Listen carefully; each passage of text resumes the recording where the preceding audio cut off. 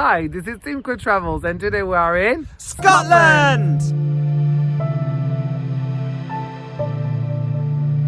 The first 3 days of our Scottish road trip was spent on the eastern side, driving 4 hours north of Manchester, stopping first in Stirling. Situated halfway between Glasgow and Edinburgh, the medieval city centres around its castle, which sits at the top of a hill towering over the rest of the area. Known as the Gateway to the Highlands, the castle was of huge strategic importance for the country, with people often saying, "He who holds Stirling holds Scotland." The old capital of Scotland, the city has been home to countless kings and queens, including Robert the Bruce. The current structures mostly date from the 16th century, having been built and developed by the late Stuart kings, including James VI, who would become James I of England. Oh, and Mary Queen of Scots was crowned there. Though she didn't like to live there, preferring Edinburgh.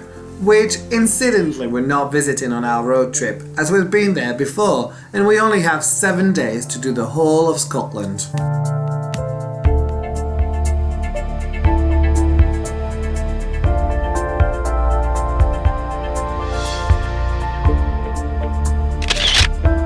I will now perform a beautiful medieval musical symphony.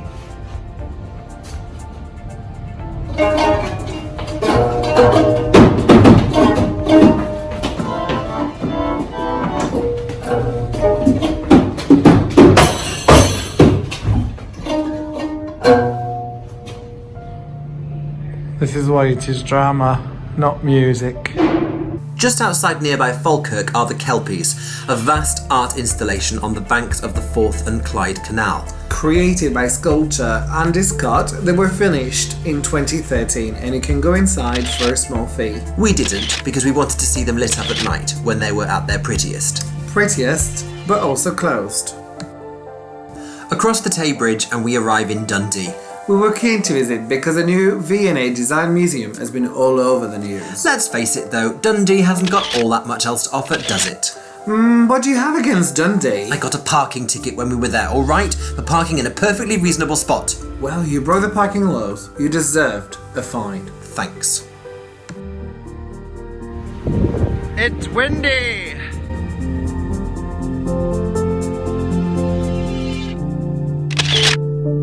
All hail Macbeth! Hail to thee, Thane of Glamis! All hail Macbeth!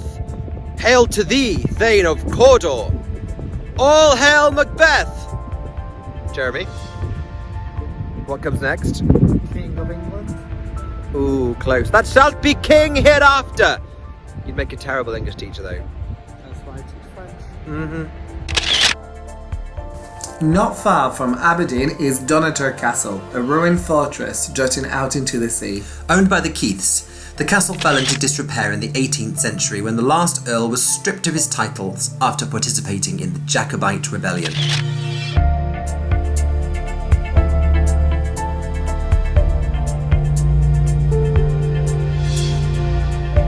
We stayed overnight in Aberdeen and were pleasantly surprised in the morning by just how pretty the city is.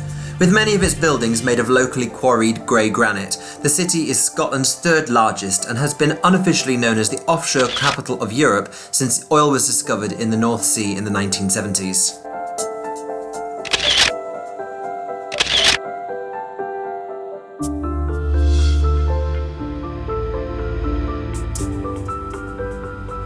Jérémy, could you please give us your best Scottish accent? I'd like you to say, please, "The mouse is loose around the house." The moose is loose around the hoose. That was great. The moose is loose around the hoose.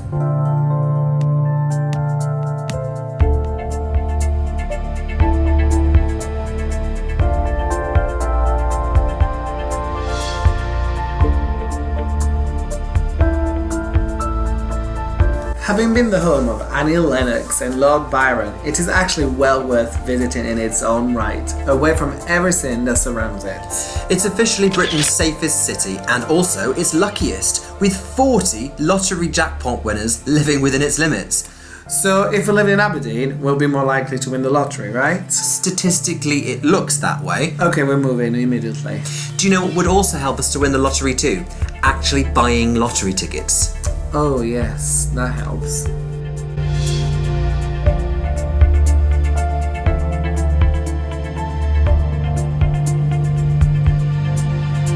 we're at the entrance to Balmoral. That's the entrance behind us, and you might notice that the door is shut. Unfortunately, I don't think we're going to be able to see the Queen in her little Scottish residence. And literally, you can see nothing from the road as well. It is just a little gatehouse and no entrance. No Queen for us.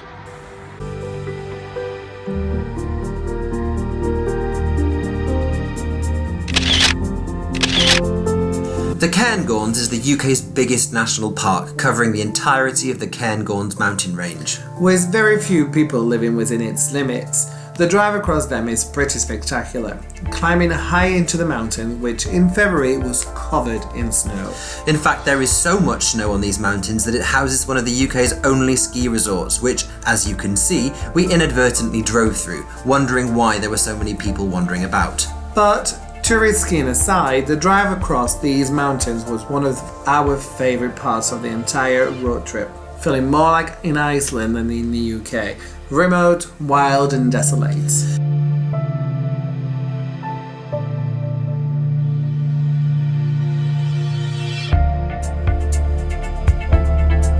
We drove a long way off route to explore the full region, but it was totally worth it because when we finally hit our final destination, Loch Ness. it looked like this. Great, huh?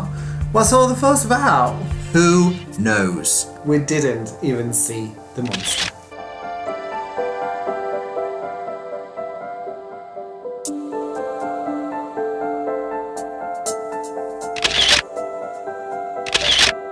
So we are in Inverness, and tonight we had a chippy for tea. It was glorious. And what do you have for dessert, Ben? A battered Mars bar. I've never had one of these before. Yeah, I'm not sure how I feel about it, but let's do it.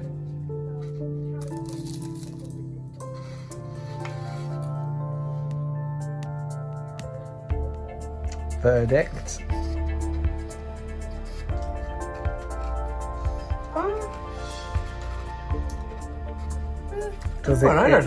Does it improve the Mars bar experience?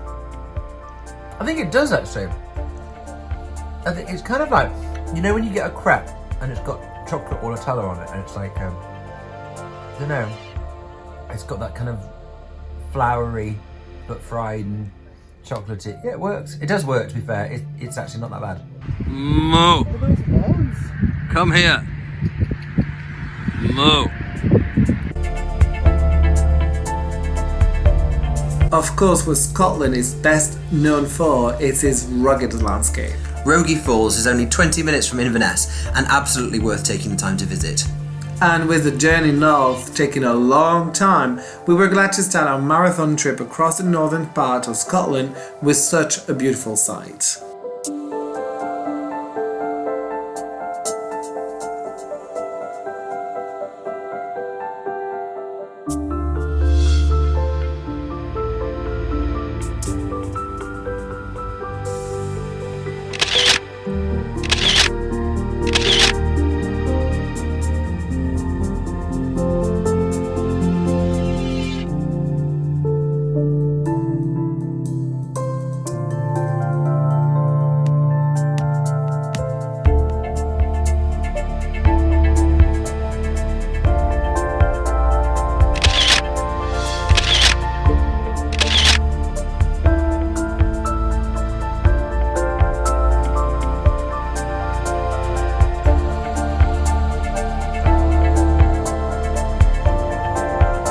Jérémy, c'est un château à la française.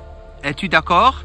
Oui, je suis plutôt d'accord. C'est vrai que c'est un château où le style Renaissance française rencontre le style baronial écossais. Yeah, I understood every word.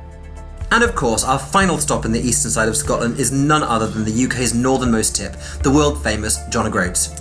World famous? Please, I've never heard of it before. It's not famous in France. Okay, British famous John O'Groats. Better? Yes.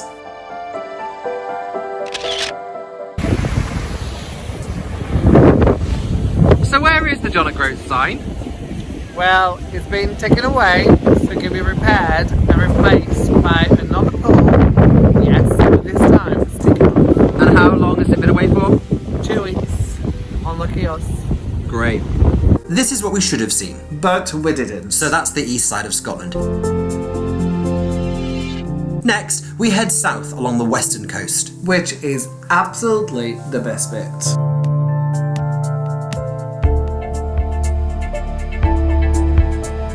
Thanks for watching. Be sure to subscribe and to follow us on Instagram. At Through My Quirky Eyes. And be sure to tune in next time when we'll be in Scotland on the western side of our road trip, where we'll be seeing some coos on the moose with the hoose. Until next time, folks. My Scottish getting better. See ya.